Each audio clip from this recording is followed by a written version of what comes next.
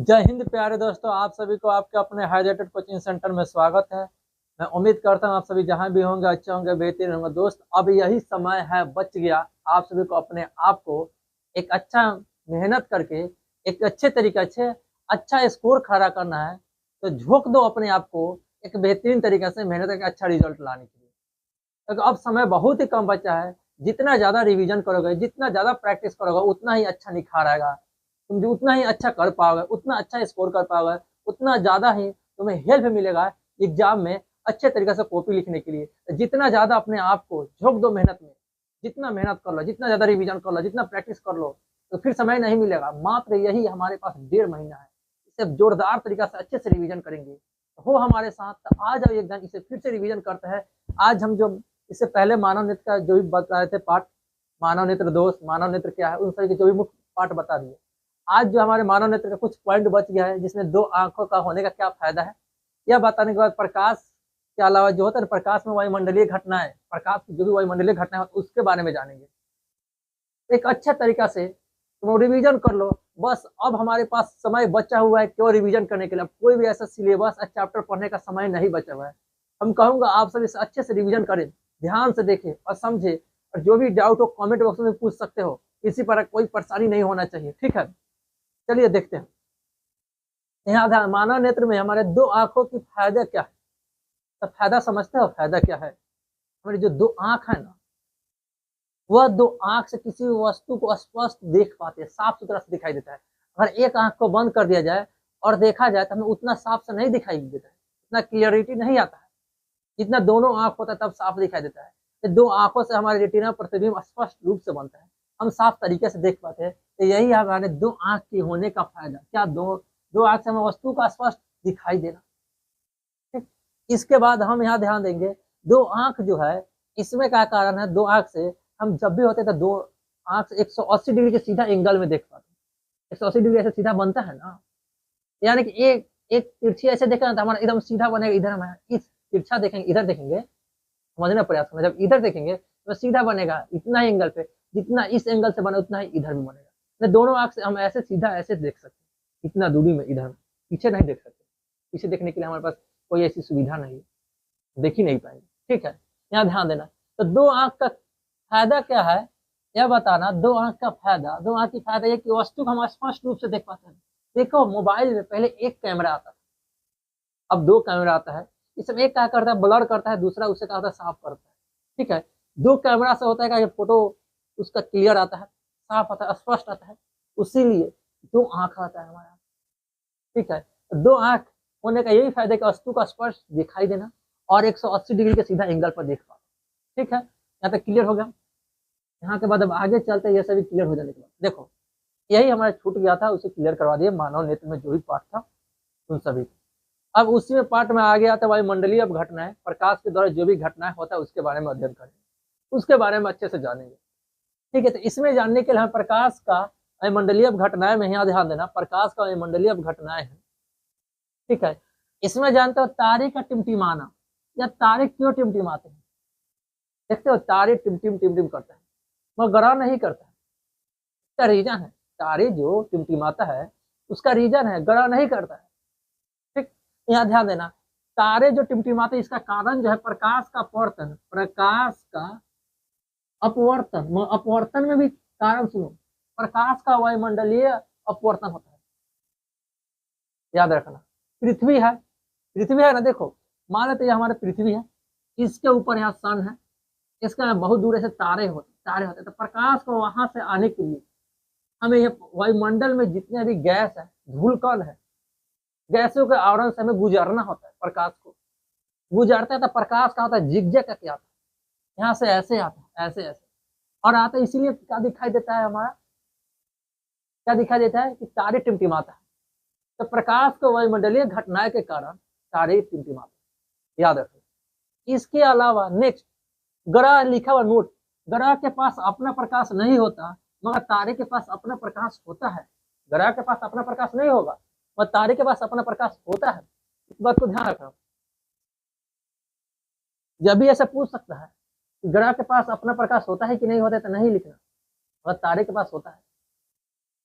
और ग्रह बहुत ही नजदीक होता है तारे से, ठीक है, तारे से बहुत ही नजदीक, इसके कारण वह समझ लो टिमटिमाता भी नहीं है। प्रकाश जब अपने पास होगा नहीं, आएगा नहीं, टिमटिमाएगा कैसे? क्या देखो नेक्स्ट, इसके बाद यह पॉइंट को समझते हैं। दिन दिन जो आभासी समय का बढ़ना, दिन में ही लिखा, दिन में आभासी समय का बढ़ना। दिन में कहा होता है आभासी समय बढ़ रहा है, जानते हो? दिन 24 घंटा का होता है, ठीक है, उसमें 2 मिनट समय का वृद्धि, जो वृद्धि होता है वह ध्यान देना। डूबते समय यानी कि जानते हो सूर्य अस्त और सूर्य उदय, सूर्य अस्त और सूर्य उदय के समय में सूर्य उदय होने से 2 मिनट पहले दिखाई देता है, यहाँ ध्यान देना। देखो क्यों दिखाई देता है, देखो प्रकाश को ऐसे सीधा जाना चाहिए, जाना चाहिए था ऐसे सीधा, यह हमारा अर्थ है, यहाँ बताएं, ये लिखा है, ये हमारा अर्थ है। यहाँ पे जो भी लोग बैठे हुए हैं, जो भी लोग है व्यक्ति, ठीक है, मानो लोग, तो क्या होता है प्रकाश ऐसे सीधा जाना है। तो मगर यहाँ वायुमंडल में क्या है, गैसों का आवरण है, गैस से गुजरता है, गैस से जब गुजरता है वो प्रकाश का तो अपवर्तित होता है, अपवर्तित होने का जो अपना पथ में जाता है ना सीधा, उससे मुड़ जाता है, मुड़ने के बाद क्या होता है वह पृथ्वी पे चल जाता है। तो 2 मिनट पहले प्रकाश को ऐसा सीधा जाना चाहिए था, तो 2 मिनट पहले वो पृथ्वी पे चला जाता है घूम के, वायुमंडलीय घटना के कारण, ठीक है। तो ये 2 मिनट सूर्य उदय से पहले दिखाई देता है। और इसके बाद ध्यान देना, यहाँ मानते हैं सूर्य है, ठीक है, समझो, यहाँ समझना है, यह हमारा सन है, इस सन से प्रकाश ऐसे सीधा जाना चाहिए, जाना चाहिए ना, जाना चाहिए।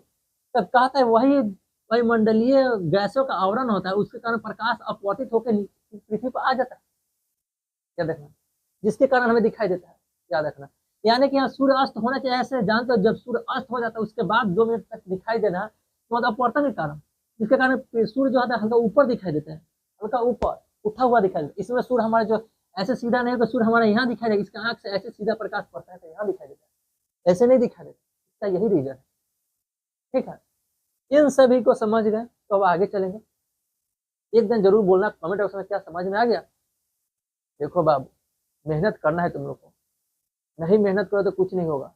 तुम्हारे ना जाने मम्मी पापा कितना मेहनत कर रहे हैं, इस ठंडी धूप जाड़ा कुछ नहीं देख रहे हैं, मेहनत कर रहे हैं, क्यों? तुम्हारे रिजल्ट के लिए, तुम्हारा रिजल्ट का सोच रहे हैं कि किसी भी तरीका से अच्छा रिजल्ट आना चाहिए, उसकी पढ़ाई में किसी प्रकार की कमियां ना हो, उसलिए मेहनत कर रहे हैं। तुम्हें भी मेहनत करना होगा। जब तुम्हारे मम्मी पापा तुम्हारे लिए मेहनत कर रहे हैं, तुम्हें अपने लिए मेहनत करना होगा, एक अच्छा रिजल्ट लाना होगा। केवल तुम्हें असफल होने से तुम असफल नहीं होगे, तुम्हारे मम्मी पापा भी असफल हो जाएंगे। तुम्हारे जितना उम्मीद लगा के बैठे हैं, तुम्हारा रिजल्ट अच्छा है, तुम्हें मेहनत करना पड़ेगा अच्छे तरीके से और अच्छा रिजल्ट लाना है।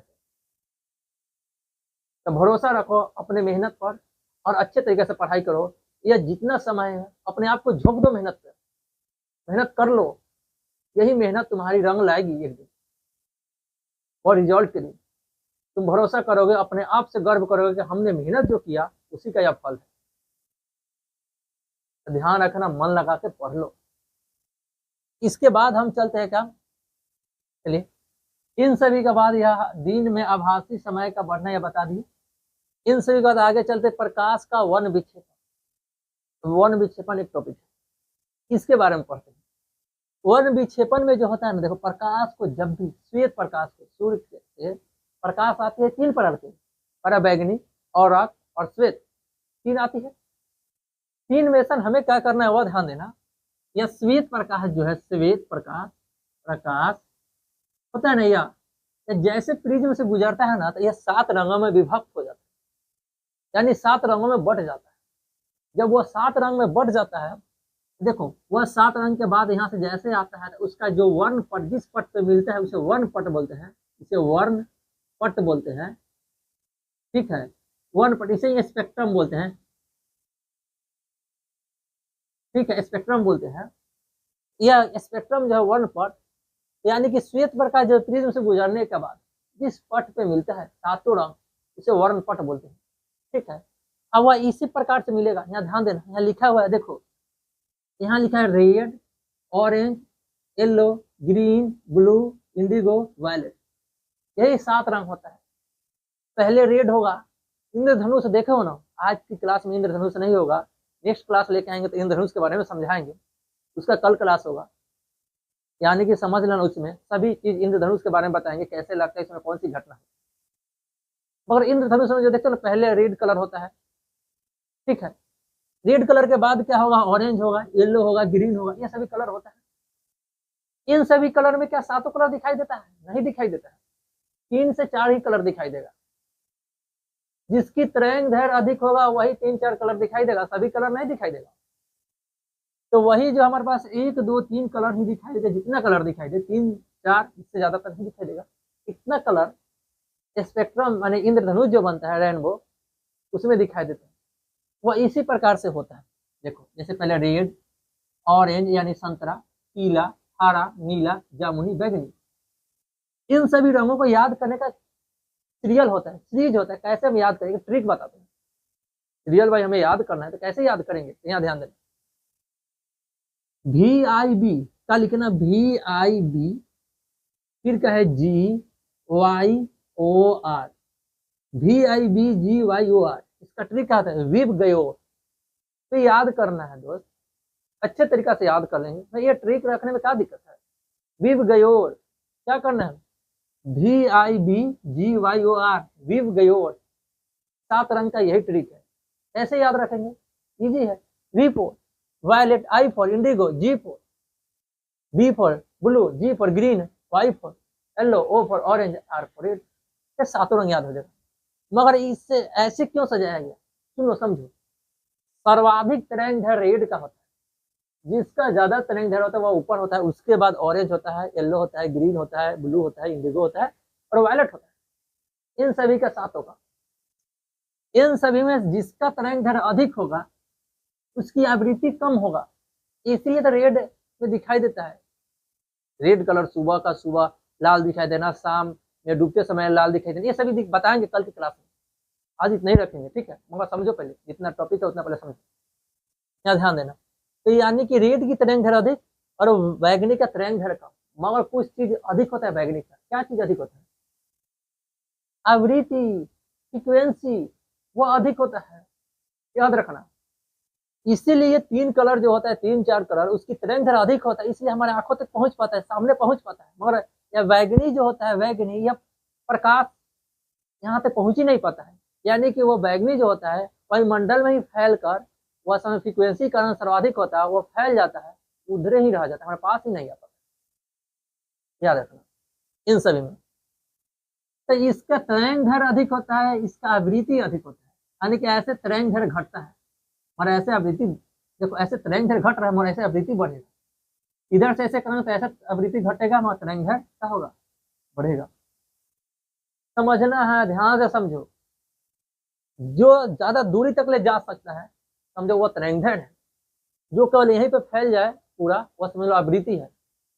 आवृत्ति वाले को सबसे नीचे रखेंगे। सबसे ज्यादा आवृत्ति किसका होता है, बैगनी का, बैगनी का। और सबसे कम आवृत्ति लाल का। सबसे अधिक तरंग दैर्घ्य किसका होगा, लाल का। सबसे कम तरंग दैर्घ्य बैगनी का। इन सभी को याद रखना। इसके बाद सर्वाधिक तरंग दैर्घ्य किसका और कम आवृत्ति किसका होता है, तो लाल का। याद रखना, सर्वाधिक आवृत्ति और कम तरंग दैर्घ्य किसका होता है, बैगनी का। पॉइंट देखो, सभी चीज अच्छे से लिखा हुआ है, कोई ऐसा कमी नहीं है, सभी चीज को हम अच्छे से लिखे हैं। इन सभी से ज्यादा कुछ पॉइंट निकल के आता है। इन सभी में से माध्यम रंग कौन होता है, माध्यम, जो बीच का रंग होता है, माध्यम रंग। यहाँ ध्यान दो, माध्यम रंग जो बीच का होता है, देखो लिखा हुआ है, क्या लिखा, हरा पीला लिखा हुआ है, पीला हरा लिखा हुआ है ना। तो माध्यम बीच का रंग है। मध्यम रंग के बारे में पूछे तो माध्यम रंग बता सकते हो आप कि हरा है और पीला है। इसके बाद आता है प्राथमिक रंग। ठीक है, प्राथमिक रंग कौन कौन होता है, यह प्राथमिक रंग जो होता है ना कंप्यूटर में उपयोग होता है। ठीक है, और यह कौन कौन है इसका ट्रिक याद कर लो। देखो प्राथमिक रंग में जैसे यहाँ ध्यान देना है, यहाँ लिखा हुआ है RBI, RBI या RBC, ये सुनो नो। RBC क्या होता है, RBI बैंक जानते हो, RBI बैंक, RBC जो रेड ब्लड कॉर्पस्कुलर खून होता है ना, रक्त। इन सभी में हमें क्या करना है कि RBI या RBC तुम्हें याद है, उसके I या C की जगह में G लगा दो, RBC C की जगह G, हमें ये से याद हो जाएगा RBG याद रखोगे तो तीनों रंग याद हो जाएगा। यह प्राथमिक रंग होता है। कौन है, रेड ब्लू ग्रीन। क्या है, रेड, उसके बाद ब्लू है यहाँ और ग्रीन है। यह 3 कलर आते हैं प्राथमिक रंग। इन्हीं कलरों से बाकी सब कलर बनता है, इसीलिए मुख्य रंग है, प्राथमिक रंग है। कंप्यूटर में इसका उपयोग होता है। 3 रंग, रेड, उसका क्या होता है ब्लू और ग्रीन, 3 रंग को याद रखें।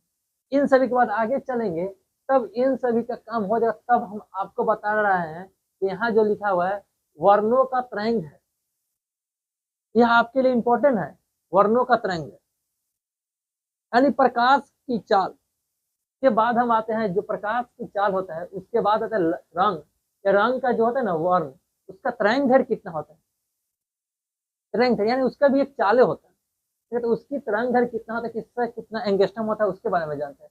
देखो लाल रंग का जो होता है, लाल रंग का यहाँ रखना 620 से 700 के आसपास, फिर उसके बाद 590 से 600 के बीच।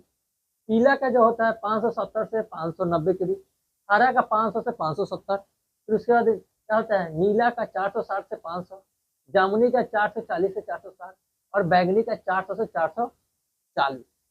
यह रेंज है, इसका स्पीड इतना होता है। जिसका देख रहे हो यह बैगनी का कम है।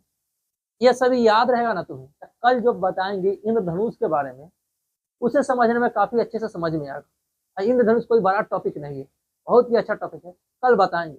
याद रखना, जिसे रेनबो बोलते हैं, ठीक है। तो यही रेंज के कारण जो होता है ना, यही रेंज जो होता है, इसी कारण इंद्रधनुष के ये 3 कलर दिखाई देता है, 3 से 4 कलर, इससे ज्यादा नहीं दिखाई देगा। तो इन सभी को हमें अच्छे से रिवीजन करना। किसी प्रकार के किसी को डाउट हो तो जरूर पूछना। देखो समय है, जितना भी उतना अपने आप को झोंक दो बेहतरीन तैयारी करने का। यही जो 1.5 मंथ समय है, उसमें अपने आप को इस तरीका से झोंक दो कि जब 1.5 मंथ के बाद जब एग्जाम देने जाओ, तो वहाँ एक अच्छे तरीके से लिख के आओगे। तुम जितना अच्छे तरीके से प्रैक्टिस करोगे, रिवीजन करोगे जितना ज्यादा, वही तुम्हारा काम करेगा एग्जाम में। जितना अच्छे तरीके से मेहनत कर लो, जितना अच्छे से लिख लो, मेहनत करना तुम्हारा फर्ज है, तुम करोगे। ठीक है, इतना ही रखते हैं, फिर मिलेंगे नेक्स्ट क्लास में। तब तक के लिए ओके बाय।